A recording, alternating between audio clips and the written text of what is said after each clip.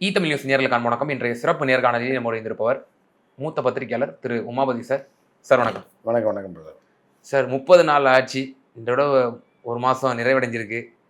இந்த 1 மாசத்துல பல எதிர்பார்ப்புகள் இருக்கும். ஏன்னா இரு திராவிட கட்சிகள் அல்லாத ஒரு கட்சி ஆட்சிக்கு வந்திருக்கு இல்லையா?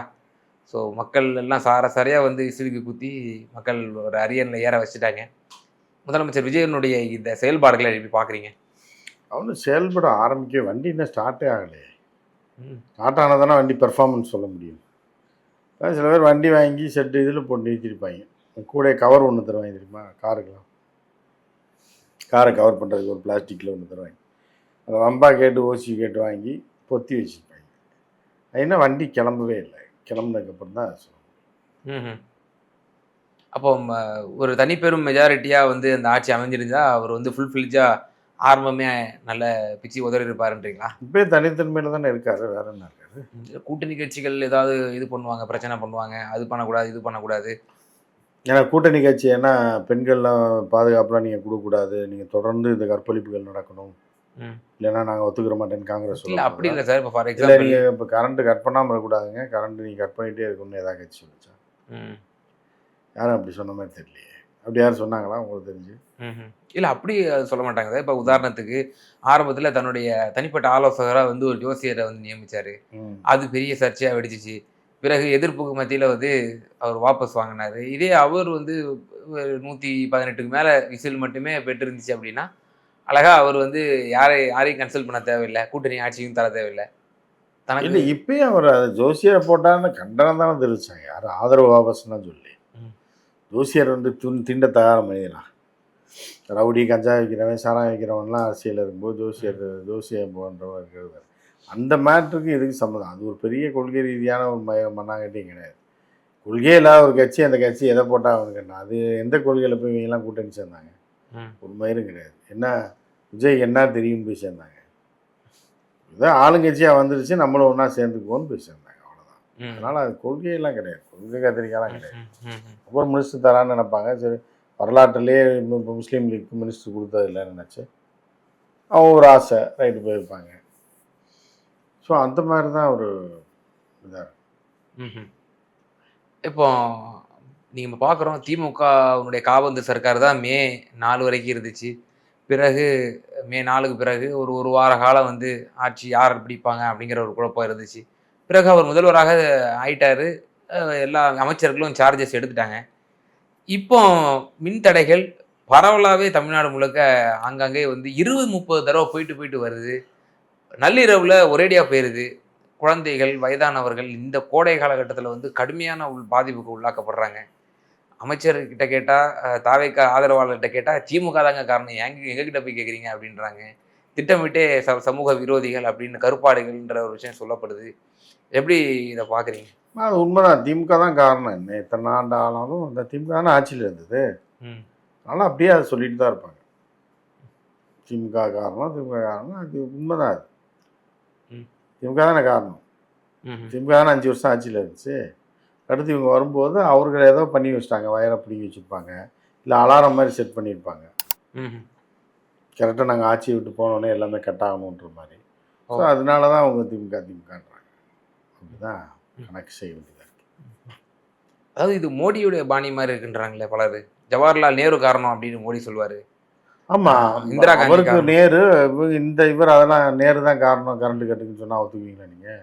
இல்லை இந்திரா காந்தி காரணம்னு சொன்னால் ஒத்துக்குவீங்களா? இல்லை ராஜீவ் காந்தி காரணம்னு சொன்னால் ஒத்துக்குவீங்களா? அதனால இப்போ லோக்கலில் அவங்க அங்கே ஆட்சியில் யார் இருந்தாங்களோ அவங்களும் சொல்லுவாங்க, இங்கே ஆட்சியில் யார் இருந்தாங்களோ அது மாதிரி சொல்கிறது தான். அது அப்படியே தான் போகும். அது உண்மையிலே ஆக்சுவலாக என்ன காரணம்? திமுக ஆட்சி வரைக்கும் சீராக வந்து மின் தட்டுப்பாடு இல்லாமல் ஒழுங்காக வழங்கப்பட்டுச்சு. கோடை காலகட்டத்தில் கூட பெருசாக எந்த ஒரு பிரச்சனையும் இல்லாமல் இருந்துச்சு. இப்போ சாலையில் வீதி இறங்கி வந்து போராடுறாங்க. பெரம்பூர் தொகுதியில் ஆச்சரியமாக இருக்கு. முதல்வரோட தொகுதி அங்கே வந்து அங்கே கட்டக்கூடாதுன்னு இருக்கா? இல்லை, ஒரு ஸ்டார் தொகுதியாக வச்சுப்பாரு. ஸ்டார் தொகுதியாக வச்சா என்ன பண்ணணும்? நாளைக்கு சிங்கப்பூர் எல்லாத்தையும் குடியே ஏமாற்றிடுவேன், எல்லாத்தையும் வண்டி ஏற்றி கொடுத்து போய். எந்த தொகுதியை ஓட்டு போட்ட பைத்தியக்காரன் எவன் ஓட்டு போட்டானா அவன் அனுபவிச்சு தான் ஆகணும். இதை ஓட்டு போட்டவனால ஓட்டு போடாதவனு அனுபவிச்சு தான் ஆகணும். அப்போ நீங்கள் என்ன பண்ணுறீங்க? இப்போ போராடுங்க அரசாங்கத்துக்கு. ஓட்டு போட்டவனை துரத்தி விடுங்க ஏரியா விட்டு. அவர்கள் பாடு தொகுதியில் ஓட்டு போட்டாங்க, விஜய் ஜெயிச்சாரு, ரைட்டு விஜய் தருவாருன்னு பேசாமல் பொத்தி படுங்க பண்ணாரு. பொத்தி படுத்தீங்கன்னா வேர்த்துச்சுன்னா பொத்தாமல் படுங்க. மனுஷனால வேர்க்க தானே செய்யும். நீ வந்து இப்போ 2000 வருஷம் 500 வருஷம் கரண்ட்டு கண்டுபிடிக்க 100 வருஷம் தானே ஆகுது. 190. அதுக்கு முன்னாடிலாம் இப்போ பெரம்பூர்காரன்லாம் என்ன ஃபேன் போட்டால் படுத்துனா இல்லை ஏசியில் படுத்துனாங்க. அது மாதிரி நினச்சிக்க வேண்டியதான், முன்னோர்கள் மாதிரி நினச்சிட்டு இருக்க வேண்டியதான். திருப்பி ஆதி காலத்துக்கு போகணுன்றீங்க. ஆதி காலம்ன்றது 2000 3000 வருஷத்துக்கு முன்னாடி. இப்போ தானே 100 வருஷத்துக்கு முன்னாடி தானே கரண்ட்டு கட்டும். இப்போ கரண்ட் வந்துச்சு. 1920 வந்துருக்குமா படசன். அதுக்கு முன்னாடி 1910 எப்படி இருந்தீங்க, 1900 எப்படி இருந்தீங்க, 1890 எப்படி இருந்தீங்க. வெயில் காலம் வந்தான், அவன் அந்த மனுஷனை செத்தா போயிட்டான். எல்லாமே ஒரு இதுதான், ஒரு அனுபவம் தான். அதுதான் எடுத்து மாற்றம் வேணும்னு விருப்பப்பட்டாங்கல்ல. இப்போ மாற்றம் வந்திருக்குல்ல. சார் மாற்றம் வேணும்னு எதிர்பார்த்தாங்க மக்கள். அப்போ மாற்றம் வந்திருக்குல்ல. இப்போ ஏற்கனவே 24 மணி நேரமும் சீராக இருந்த மின்சாரம் இப்போ அதுதான் சீராக இல்லைன்றீங்க. அதான் மாற்றம். வேற என்ன மாற்றம்ன்றது என்னது? அதான் மாற்றம். அதே போல் சிங்கப்பெண் அதிரடி சிறப்பு படையெல்லாம் வந்து ஃபோர்ஸஸ்லாம் இறக்கியிருக்காங்க. ஸோ பெண்கள் பாதுகாப்பில் நான் வந்து ஒருபோதும் காம்ப்ரமைஸே பண்ணிக்க மாட்டேன் அப்படின்னு சொல்லி சிஎம் விஜய் ரொம்ப முழங்கி பேசினார். பிரச்சாரத்துலேயும் சரி, அந்த ஓத் செரிமோனிலையும் சரி சொன்னார். ஸோ அதுபடி நேற்று அறிவிச்சிட்டாரு. எப்படி பார்க்குறீங்க? எப்போ ஆரம்பிச்சிருக்காங்க? நேத்தானே சாயந்தரம். ஆமாம். இப்போ இன்னைக்கு சாயந்தரம் 24 மணி நேரம் ஆச்சுல்ல. நாளை காலைல பேப்பரில் பாருங்கள், சிங்கப்பெண் எப்படி செயல்பட்டுருக்குன்னு தெரியும். வேறு எதையும் பார்க்கணும். நாளை காலைல வரக்கூடிய செய்தியை பார்த்தீங்கன்னா தெரியும். விஜய் என்ன உறுதிமொழி எடுத்தார், எப்படி கொண்டு வந்தார், என்ன நடந்திருக்கு. நல்லது தான் நடந்தது. நாளைக்கு பார்த்தீங்கன்னா தெரியும். பார்த்துட்டு சொல்லுங்கள். 24 ஹவர்ஸில் இல்லை ஒரு வாரம் டைம் கொடுக்கணும்னு ஆசைப்பட்டீங்கன்னா அடுத்த வாரம் வரும்போது கேளுங்க. இந்த ஒரு வாரம் ஆரம்பிச்சிருக்காரு, இப்படிலாம் நடந்திருக்கு, இப்படியெல்லாம் நடக்கலை, இதெல்லாம் தடுக்கப்பட்டிருக்கு. ரைட்டா? அந்த இதில் ட்ரெய்லரில் காமிச்சாங்கல்ல, சிங்கப்பெண் ட்ரெய்லரில் ரோட்டில் போகிற பண்ணா ஒரு 4 பேர் சேர்ந்து வந்து நெருங்குவாங்க. உடனே அங்கே ஜீப் வந்துடும், டப்புன்னு உள்ளே பூந்து அரெஸ்ட் பண்ணிடுவாங்க. இந்த மாதிரி தான் நடக்கும். இப்போ நீங்கள் எங்கேயாவது ஏதாவது பண்ணி பாருங்கள். அதுதான் சிங்கப்பெண். இல்லை படிப்படியாக வந்து ஒரு முன்னேற்றங்கள் ஏற்படும். இப்போ பெண்களுக்கு வந்து இந்த திராவிட கட்சி ஆட்சி காலத்தில் தான் வந்து போதை வந்து வஸ்துகள் தெருவுக்கு தெரு, வீதிக்கு வீதி, சந்துக்கு சந்து அதிகமாகிடுச்சு. இப்போ நாங்கள் வந்து அதை முழுவதுமாக கண்ட்ரோல் பண்ணுறதுக்கு ஒரு ஸ்பெஷல் ஃபோர்ஸை வந்து நாங்கள் வந்து டிப்ளாய் பண்ணுறோம் அப்படின்னு சொல்லி ஒரு முன்னெடுப்பு எடுக்கிறாருன்னா நம்ம அதை வந்து கைத்தட்டி வரவேற்கணும்ல சார்? நிச்சயமாக வரவேறுங்கன்னு நான் அதான் சொன்னேன். என்ன தப்பாக சொல்லவே இல்லை. தப்பாக புரிஞ்சுக்கிங்க. நாளைக்கு பேப்பரை பாருங்கன்னு தான் சொன்னேன். 24 ஹவர்ஸில் என்ன நடந்திருக்கு நாளைக்கு பேப்பரை பாருங்கள். அடுத்த வாரம் இப்போ இதே கிழமைக்கு வாங்க, இந்த ஒரு வாரத்தில் பாருங்கள் எப்படி நீங்கள் ஏதோ சொன்னீங்க, எப்படி கொண்டு வந்திருக்காங்க, இந்த ஸ்டேட்டில் எவ்வளோ அமைதி வந்திருக்கு, எக்ஸஸாக பவர் சப்ளை இருக்குது, ஃபேன்லாம் 2ல் வச்சா 4ல் ஓடுது, அவ்வளோ வேகமாக ஓடுது, ஏசியெல்லாம் பார்த்தீங்கன்னா ஃபுல் கூலிங்க. இவ்வளோ நாள் அப்படி திமுக ஆட்சியில் இருந்ததே கிடையாது. ஏசியெல்லாம் 24 வச்சிங்கனாலே குளிர்ற மாதிரி இருக்குது. இதெல்லாம் நடக்கும். இன்னொரு வாரம் கழித்து வந்து பார்த்திங்கன்னா எல்லாமே பக்கவாக இருக்கும். அதே மாதிரி சிங்கப்பெண் படையில் பார்த்திங்கன்னா கிட்டத்தட்ட ஏகப்பட்ட அரெஸ்ட்டு. ஒரு பொண்ணு மேலே ஒரு தூசி கூட பட்டிருக்காரு. இதெல்லாம் அடுத்த வாரம் நீங்கள் வந்து பார்த்துட்டு பேப்பரை படிச்சுட்டு வாங்க. செய்தித்தாள்கள் டிவிகளை பார்த்துட்டு வரும்போது உங்களுக்கு புரியும் சிங்கப்பெண் படை எவ்வளோ வேகமாக செயல்பட்டுருக்கு அப்படின்றது உங்களுக்கு தெரியும். அதான் இப்போ என்ன சொல்கிறாரு முதல்வர், அது மட்டும் இல்லைங்க, நாங்கள் ஸ்பெஷல் ஃபோர்ஸ் போடுவோம், எல்லாம் பண்ணுவோம், இது தனிநபர் ஒழுக்கமும் இதில் வந்து உள்ளடங்கி இருக்கு. அது எப்படி?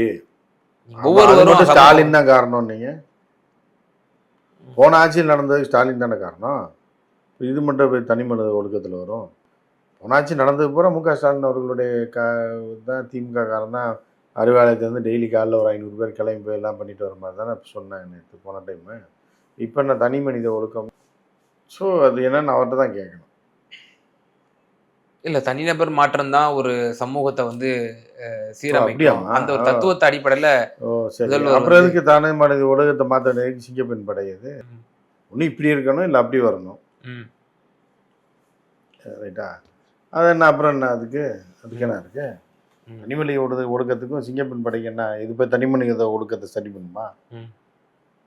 இல்லை, திமுகவுமே 6 மாதம் டைம் தரோம் அப்படின்னு சொன்னாங்க. இப்போ 6 மாதத்துக்கு கூட அவங்களால பொறுக்க முடியல, 6 நாள் கூட பொறுக்க முடியலன்னு சொல்லி 6வது நாளே பெரிய பிரச்சனை பண்ணாங்க. ஆமாம், நீங்கள் ஏதாவது ஏதோ இப்படி கேபிள் கனெக்ஷனை கட் பண்ணுவீங்கன்னு பார்த்தா கரண்ட்டே கட் பண்ணீங்கன்னா 6 மாதம் எப்படி பொறுக்க முடியும்? ம். ஒரு நாளைக்கு 10 தடவை கரண்ட்டை கட் பண்ணீங்கன்னா அப்படியே 6 மாதம் பொறுத்துருக்குன்னா என்ன இருக்க வேணா இருக்க சொல்லுவோம். சார் இப்போ இந்த ஆட்சிக்கு வந்த பிறகு ஏற்படக்கூடிய சில அதிரடியான கைதுகள், இப்போ திமுக மீதெல்லாம் இந்த விமர்சனம் வச்சாங்க. என்னப்பா கேள்வி கேட்குற யூடியூபர்ஸ் எல்லாம் வந்து கைது செஞ்சிருவீங்களா? அப்படின்ற கேள்விகள்லாம் முன் வச்சாங்க. அ அரசுக்கு எதிரான சில செய்திகள் போட்டா, அந்த ஊடகங்கள வந்து நீங்க அரசு கேபிள்ல இருந்து அவங்கள நீக்கிருவீங்களா? அப்படிங்கிற விமர்சனம் வச்சாங்க. அதுவும் இனிஷியல் ஸ்டேஜ்லலாம் அவ்வளோ அப்படி நடக்கல. 3 வருஷம், 4 வருஷம் கழிச்சு, அ அந்த மாரி ஸ்டேஜ்ல தான் அது மாரியான சம்பவங்கள் ஏற்பட்டுச்சு. அது அரசின் மீது விமர்சனங்கள் எழுப்பப்பட்டது. ஆனா முதல்வர் விஜய் கட்சி ஆரம்பிச்சு 2 வருஷத்துல ஆட்சிய பிடிக்கிறாரு. 30 நாள் கூட ஆகல. ஏற்கனவே ஒரு தனியார் ஊடகம் வந்து முடக்கப்பட்டுச்சு. அரசு கேபிள்ல இருந்து நீக்கப்பட்டுச்சு. இப்போ இந்த இதுலயும் வந்து 3 சேனல் வந்து அ அரசு கேபிள் டிவில இருந்து நீக்கப்பட்டிருக்கிறத நம்ம பார்க்கிறோம். எப்படி பார்க்குறீங்க? இல்லை, அதான் அப்புறம் விஜய் ஆட்சி வந்து அவ்வளோ ஸ்லோவாக இப்போ முக ஸ்டாலின் ஸ்லோவாக இருந்தாருன்னு சொன்னீங்க. விஜய் ஃபாஸ்ட்டாக ஆக்ட் பண்ணுறாருல. ம். அவர் தானங்க லேட் பண்ணுறாரு. லேட் பண்ணி 2, 3 வருஷம் கழிச்சு நடவடிக்கை எடுத்தாங்க. இதான் உடனே எடுத்திருக்காருல. டக்கு டக்குன்னு எத்தனை பேர் பிடிச்சி உள்ள போட்டிருக்காங்க. இந்த முக்தாரை பிடிச்சி உள்ள போட்டாங்க, சூர்யா பிடிச்சி உள்ள போட்டாங்க. எவ்வளோ ஃபாஸ்ட்டாக செயல்படுறாங்கன்றதை பாருங்க. மாற்றம் வந்திருக்கா இல்லையா? வந்திருக்குல்ல. ம். அப்போ ஸ்டாலின் அவரோட ஆட்சி ஸ்லோவாக போச்சுன்றது நீங்கள் ஒத்துக்கணும்ல. அதான் அவங்க சொல்ல வரோம். ம். கடந்த ஆட்சி காலத்தின் போது இவர்கள் பேசிய பேச்சுக்கள் எல்லாம் வந்து ரொம்பவே ஒரு அவதூறான, சமூகத்திற்கு ஒரு எதிரான ஒரு பேச்சுக்கள வெளிப்படுத்தினாங்க. அந்த முந்தைய ஆட்சி காலம் வந்து அமைதியா இருந்துச்சு.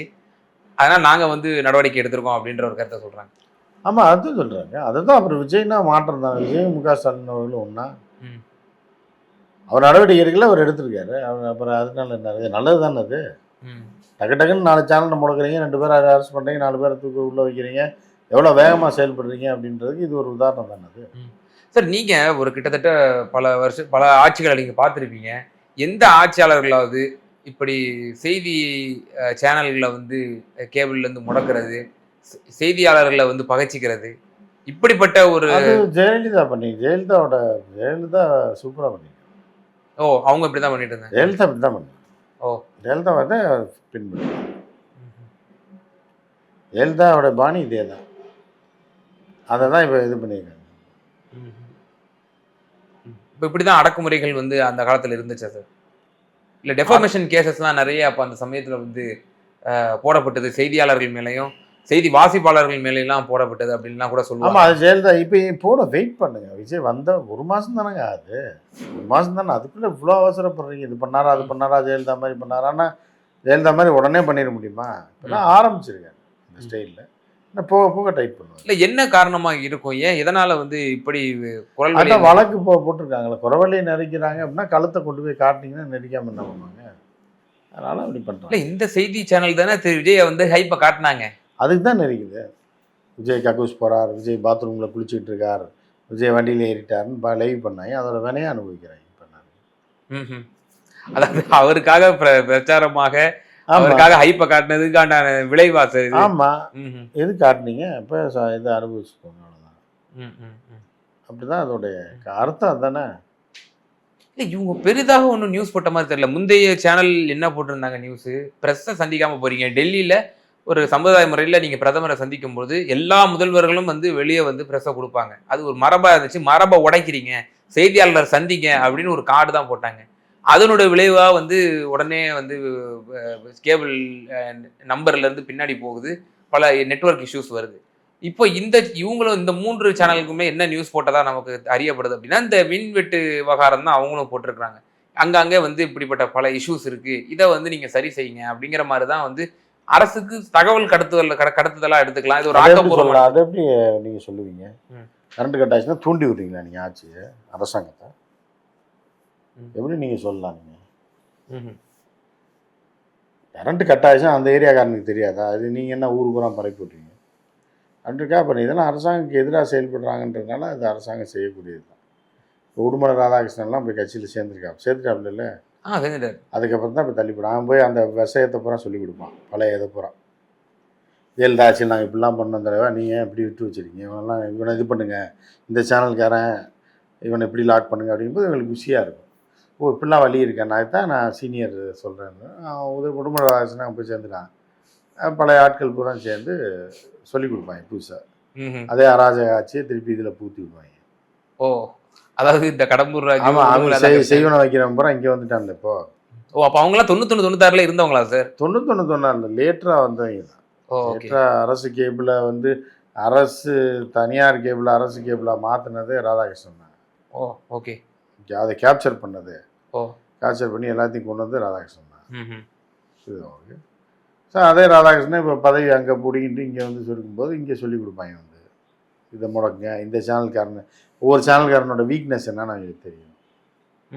யார் யார்கிட்ட எவ்வளோ காசு வாங்கலாம், யார் யார் கேரியர் ஃபீஸ் கட்டணும், எல்லாத்தையும் சொல்லிக் கொடுப்பாங்க. அதே ஊழல் ஆட்சி தானே, அதே ஜெயலலிதா ஆட்சி தான் இப்போ பாதி பேர் அங்கே போயிருக்கா உள்ள, புரியுதாங்க. அதே இதை சொல்லிக் கொடுத்து அதே மாதிரி சம்பாதிக்கிறதுக்கு எல்லா வழியும் திருட்டு வேலையை பூரா சொல்லிக் கொடுப்பாங்க. எனக்கு இறுதியான ஒரு கேள்வி சார், அதாவது இந்த ஆட்சிக்கு விஷன் இருக்கு அப்படின்னு நீங்க நினைக்கிறீங்களா? ரெண்டாவது இப்போ ஒரு கிடைத்திருக்கக்கூடிய இன்னொரு செய்தி என்னன்னா, இப்போ அமைச்சராகவே இருக்காரு காங்கிரஸ் கட்சியிலேருந்து விஸ்வநாதன் என்பவர்.